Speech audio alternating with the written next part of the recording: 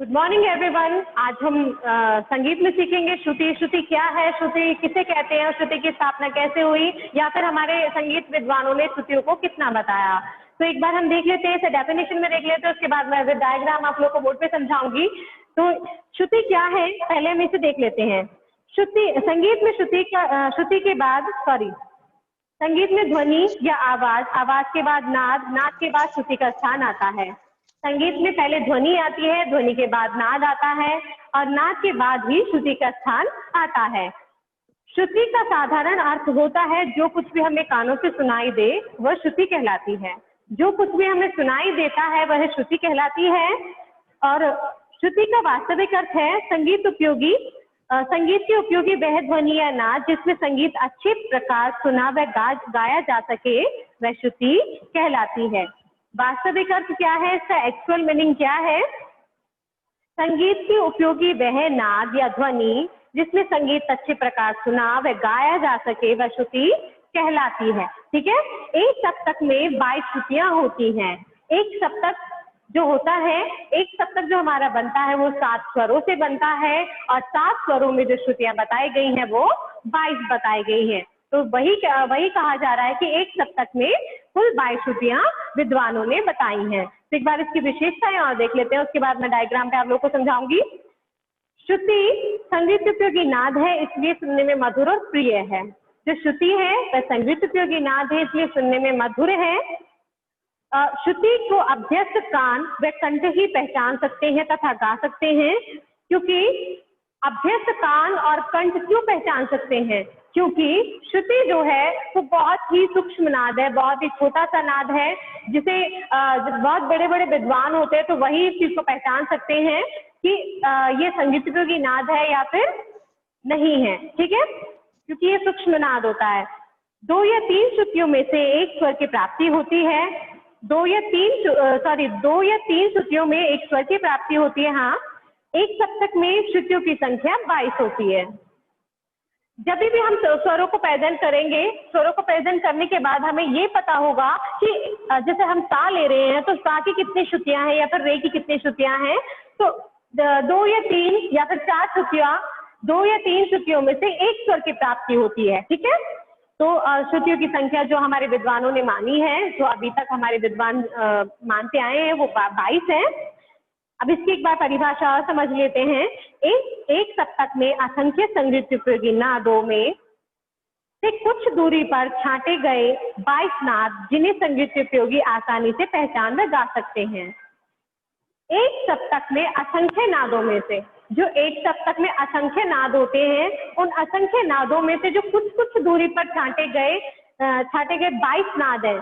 एक तो असंख्य नाद हो गए, दूसरे हमारे जो कुछ दूरी पर छाटे गए हैं वो 22 नाद हैं, जिनकी पर्टिकुलर काउंटिंग हमारे विद्वानों ने दी है। तो वह संगीत उपयोगी आसानी से पहचान या गा सके वह श्रुति कहलाती है। ठीक है। एक सप्तक में श्रुतियों की संख्या 22 होती है, न इससे कम और न इससे अधिक। एक सप्तक में श्रुतियों की संख्या 22 होगी, ना तो इससे ज्यादा होगी ना ही इससे कम होगी। अब हम इससे एक बार डायग्राम पे देख लेते हैं। डायग्राम पे हमें इसे प्रेजेंट करना है तो कैसे करना है, या फिर एक सप्तक में 22 श्रुतियों की प्राप्ति हो रही है तो वो कैसे हो रही है और कैसे वो श्रुतियां निकल रही हैं। तो फर्स्ट ऑफ ऑल हम देखेंगे, ये हमने एक लाइन हमने इस तरीके से बना ली है। अब इस लाइन में से पहले हम निकालेंगे 7 स्वर। 7 स्वर निकालेंगे क्योंकि हमें पहले सप्तक दिखाना है। ठीक है। 1 2 3 4 5 6 एंड 7। ठीक है, ये हमारे 7 स्वर हो गए। तो एक बार हम इसको ऊपर से मेंशन और कर दें ताकि कोई कंफ्यूजन ना रहे। सा, रे, गा, मा, पा, धा और नी। ठीक है, ये हमारे कितने स्वर हुए? ये हमारे 7 स्वर हो गए। ठीक है। अब 7 स्वरों में जो हमें प्रेजेंट करनी है वो हमें 22 श्रुतियां प्रेजेंट करनी है। जैसे कि हमने अभी नोटबुक में देखा कि हर एक स्वर में से जो श्रुति निकली गई है 2 या 3 श्रुतियों से एक स्वर की प्राप्ति होती है। तो वही हम देखेंगे 2 या 3 स्वर से कैसे 2 या 3 श्रुतियों से कैसे एक स्वर की प्राप्ति होती है। तो जो हमारे विद्वानों ने 7 श्रुतियां मानी है वो मानी है 4। अभी मैं आपको श्लोक आपके नीचे लिख देती हूँ, इससे हमें इजी रहेगा। चतुष, चतुष, चेप, षडज, मध्यम,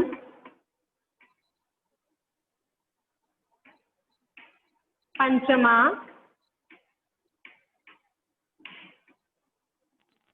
दुए दुए, दुए दुए, निषाद, गंधारो, तिस्सरो,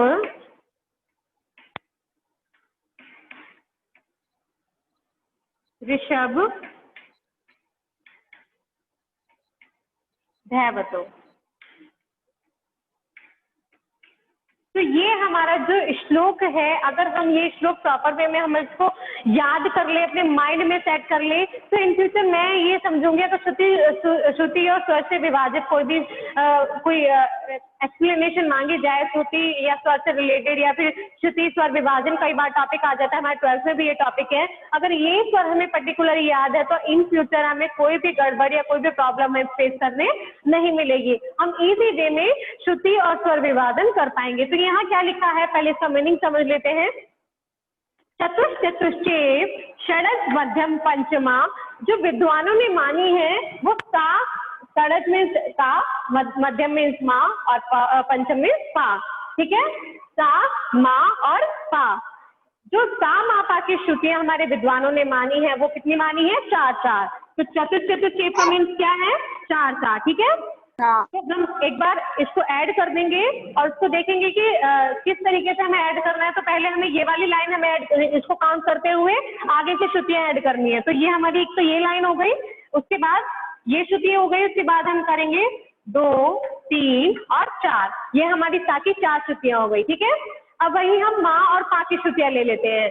तो माँ की एक श्रुति ये हो गई, 2 3 4।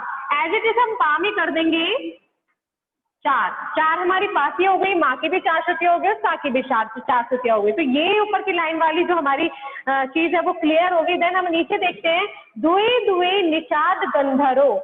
तो निषाद का मीनिंग है वो नी और गंधार का जो मीनिंग है वो गा। तो नी और गा की कितनी श्रुतियां मानी गई है, नी और गा की 2 2 श्रुतियां मानी गई हैं। तो वही हम गा को एक श्रुति हमारी ऑलरेडी बनी हुई है, तो हम एक और श्रुति इसमें ऐड कर लेंगे।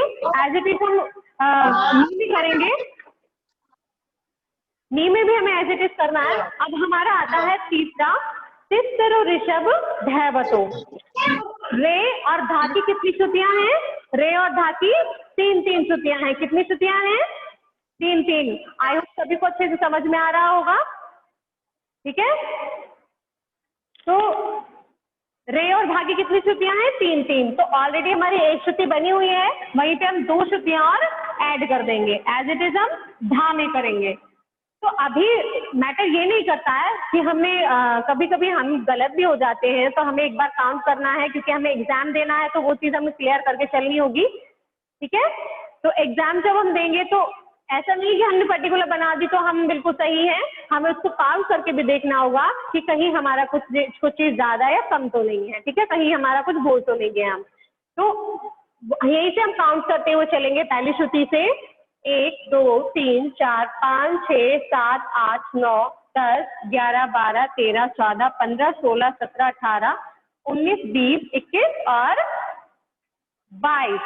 ये हमारी कितनी श्रुतियां हो गई, 22 श्रुतियां। ठीक है, और वही हमारे ये 7 स्वर हो गए, 7 स्वर। तो जैसे कि हमने भी पढ़ा कि एक सप्तक से हमारी 22 श्रुतियां बनते हैं। ये 22 श्रुतियों से हमारा एक सप्तक बनता है। तो दोनों ही एक दूसरे पे डिपेंड है। तो हमें अगर ये जितना भी हमारा श्लोक है, अगर हम इसे अच्छे से याद कर लेंगे तो इन फ्यूचर हम 12th का बहुत लेंथी टॉपिक आता है श्रुति स्वर विभाजन, तो आप इजी वे में उस चीज को कर पाएंगे। ठीक है, तो जितने भी स्टूडेंट है चाहो तो आप इसे नोट कर सकते हो, और अगर नहीं करना है तो अच्छे से इसे समझ लीजिए कि श्रुति हमारी कितनी है और स्वर हमारे कितने हैं। स्वर हमारे 7 हुए और श्रुतियां हमारी 22 हुई हैं। और इसी तरीके से हमें श्रुतियों को विभाजित करना है, 4 4 4, सामापा की 4, दुए दुए निषाद गंधर्व, तिस्सरो ऋषभ धैवतो। इस श्लोक को अगर आप लोग याद कर लेंगे तो इन फ्यूचर कोई भी प्रॉब्लम आप लोगों को फेस नहीं करनी पड़ेगी। तो श्रुति हमारा क्लियर हो गया। इससे रिलेटेड अगर कोई प्रॉब्लम आप लोगों को है तो वो इजी वे में आप बता सकते हैं कि क्या प्रॉब्लम है। चलिए